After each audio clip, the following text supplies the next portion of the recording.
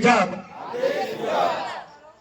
હું ભાજપને મતદાન કરીશ નહીં તેમજ કરાવીશ નહીં। તો મારી આ પ્રતિજ્ઞા હું માતાજી મા આશાપુરાના સમાજ આજથી આ પ્રતિજ્ઞા લઉં છું। જય માતાજી। आशापुरा मात की श्री रामचंद्र भगवान की पवन सुत हनुमान की शास्त्र धर्म की शास्त्र धर्म की ઈલા પડો થોડા બે હાથ ઊંચા કરીને બોલો ભારત જય ભવાની જય ભવાની જય ભવાની જય ભવાની। ધન્યવાદ। આજ રોજ હાથજ મુકામે મારી સાથે મંચ પર ઉપસ્થિત સમાજના મારા વડીલ આગેવાનો, સામે ઉપસ્થિત સમાજના સૌ વડીલ આગેવાનો અને મારા સમાજના ભાઈઓ અને એથી વિશેષ આજે જે પ્રતિક ઉપવાસ પર માતા બહેનો બેઠા છે એમને મારા કોટી કોટી વંદન। પરિસ્થિતિ તમે જુઓ, છેલ્લા 1 મહિનાથી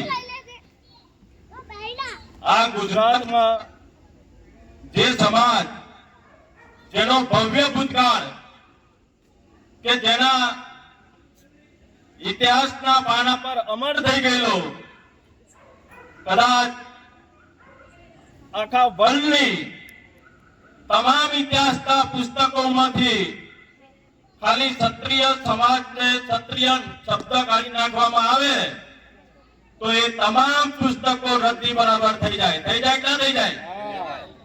એવો આપણો ભવ્ય ભૂતકાળ, જેને ભગવાન રામના વંશજો આપણે અને 5000 વર્ષ પહેલા ભગવાન રામે જ્યારે એમના પિતાના એક વચનને ખાતર આખું રાજપાટ છોડ્યું અને એ જ ભગવાન રામના વંશજો એના 5000 વર્ષ પછી 562 રજવાડા એ જ રામના પગલે પગલે અને 562 રજવાડા આ દેશની અખંડિતતા માટે બલિદાન કર્યા। જ્યારે સરદાર સાહેબ ભાવનગર નરેશ સાહેબ જોડે ગયા, એ 1852 ધણી કૃષ્ણકુમારસિંહ ગોયલ જ્યારે સરદાર સાહેબે જઈને એમનો વિચાર મૂક્યો કે આ ભારત દેશને અખંડ બનાવવા માટે, અહીંયા લોકશાહી સ્થાપવા માટે તમારે પ્રથમ આ દેશને તમારું રજવાડું સમર્પિત કરવું એવી મારી વિનંતી છે। ત્યારે મારો ને તમારો આ મહારાજ 1852 નો ધણી એને એક કલમના ઝાટકે આખું રજવાડું દેશની અખંડિતતા માટે સમર્પિત કર્યું। પોતાનું રજવાડું સમર્પિત કર્યું એટલું નહીં, પણ એમને એ વખતે કીધું કે 1852 મારી વચનના છે, પણ મારા રાણી સાહેબને એમના દાયજામાં મળેલો જે દહેજ છે એ દહેજ માટે મારે રાણી સાહેબને પૂછાવવું પડશે।